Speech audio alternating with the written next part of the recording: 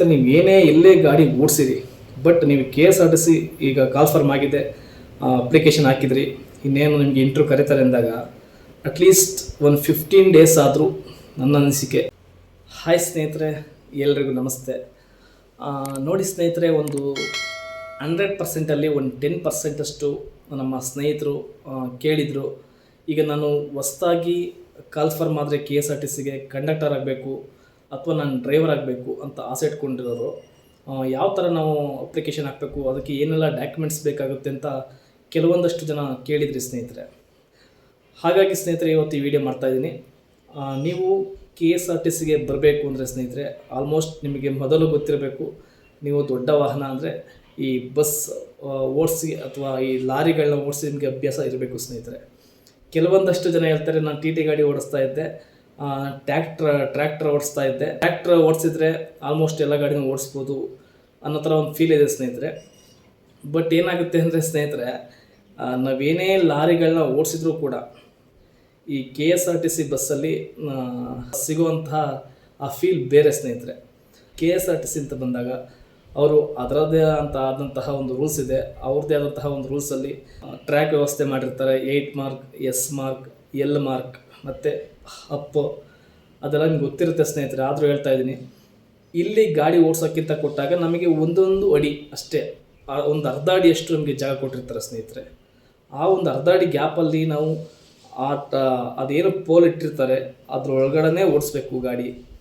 ಪೋಲ್ಗೆ touch ಆಗಂಗಿಲ್ಲ, pole ಬೀಳೋವಾಗಿಲ್ಲ, ಆ ಥರ ಒಂದು ಕ್ರಿಟಿಕಲಾಗಿ ಕೊಟ್ಟಿರ್ತಾರೆ. ಅಲ್ಲಿ ಪಾಸ್ ಆದರೆ ಮಾತ್ರ ಈ KSRTCಗೆ ನಾವು ಡ್ರೈವರ್ ಆಗ್ಬೋದು. ಅದೆಲ್ಲ ಗೊತ್ತಿರುತ್ತೆ ನಿಮಗೆ. ಈಗ ಡಾಕ್ಯುಮೆಂಟ್ಸ್ ಅಂತ ಬಂದಾಗ ಸ್ನೇಹಿತರೆ ನೋಡಿ, ನಿಮ್ಮ ಕಾರುಗಳ ಲೈಸೆನ್ಸ್ ಇದಕ್ಕೆ ಆಗಲ್ಲ ಸ್ನೇಹಿತರೆ. ಇದಕ್ಕೆ ಆದಂತಹ ಒಂದು ಹೆವಿ ಲೈಸೆನ್ಸ್ ಅಂತ ಕೊಡ್ತಾರೆ, ಅದನ್ನು ನೀವು ಮಾಡಿಸ್ಕೊಬೇಕು. ಹೆವಿ ಲೈಸೆನ್ಸ್ ಇದ್ದರೆ ನಿಮಗೆ ಮತ್ತೆ ಅದು ರಿನ್ಯೂವಲ್ ಆಗಿರಬೇಕಂದ್ರೆ 2 ವರ್ಷಕ್ಕೆ ಒಂದು ರಿನ್ಯೂವಲ್ ಮಾಡ್ತಿದ್ರು, ಇವಾಗ 5 ವರ್ಷಕ್ಕೆ ಮಾಡ್ತಾಯಿದ್ದಾರೆ. ನೀವು ಬ್ಯಾಡ್ಜ್ ಆಗಿರಬೇಕಲ್ಲ, PSV ಬಸ್ ಬ್ಯಾಡ್ಜ್ ಬರುತ್ತೆ ನಿಮಗೆ ಸ್ನೇಹಿತರೆ. ಪಬ್ಲಿಕ್ ಸರ್ವಿಸ್ ವೆಹಿಕಲ್ ಅಂತ PSV ಬರುತ್ತೆ ನಿಮ್ಮ ಬಸ್ಗೆ. ನೀವು ಅದನ್ನು ಮಾಡಿಸ್ಕೊಂಡ್ರೆ, ಹೆವಿ ಲೈಸೆನ್ಸ್ ಇದ್ದರೆ ಆರಾಮಾಗಿ ನೀವು KSRTCಗೆ ಅಪ್ಲಿಕೇಶನ್ ಹಾಕೋಕ್ಕೆ ಅರ್ಹ ಅಂತ ಸ್ನೇಹಿತರೆ.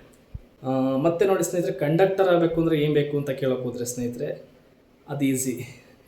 ಕಂಡಕ್ಟರ್ ಕೆಲಸಕ್ಕೆ ನಿಮಗೆ ಕಂಡಕ್ಟರ್ ಬ್ಯಾಡ್ಜ್ ಒಂದು ಬೇಕಾಗುತ್ತೆ ಅಷ್ಟೇ ಸ್ನೇಹಿತರೆ. ಅಂದರೆ ಕಂಡಕ್ಟರ್ ಲೈಸೆನ್ಸ್ ಅಂತ ಒಂದು ಬರುತ್ತೆ. ಅದೇ ಹೇಗೆ ಅಂದರೆ ಸ್ನೇಹಿತರೆ, ನಿಮ್ಮ ಲೋಕಲಲ್ಲಿ RTO ಏಜೆಂಟ್ಗಳನ್ನ ಕೇಳಿ ಹೇಳ್ತಾರೆ, ನಿಮಗೆ ಫಸ್ಟ್ ಏಡ್ ಅಂತ ಒಂದು ಕೊಡ್ತಾರೆ ಸ್ನೇಹಿತರೆ.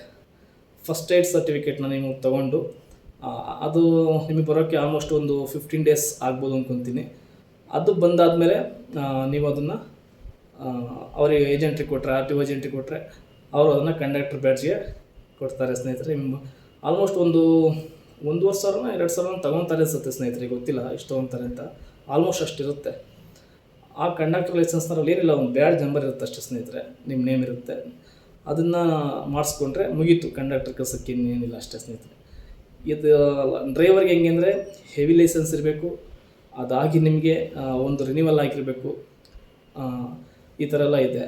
ಆಮೇಲೆ ಸ್ನೇಹಿತರೆ, ನೀವು ಟ್ರ್ಯಾಕಲ್ಲಿ ಪಾಸ್ ಆಗಬೇಕು KSRTC ಡ್ರೈವರ್ ಆಗಬೇಕು ಅಂದರೆ.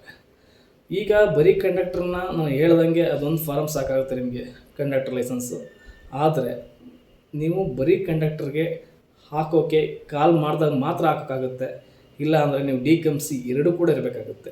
ಅಂದರೆ ಡ್ರೈವರ್ ಕಮ್ ಕಂಡಕ್ಟರ್ ಸ್ನೇಹಿತರೆ. ನಾನು ಬರೀ ಕಂಡಕ್ಟರ್ ಮಾಡ್ತೀನಿ ಅಂದರೆ ಆಗೋದಿಲ್ಲ, ಅದು ಮುಂದೆ ನೋಡಬೇಕು.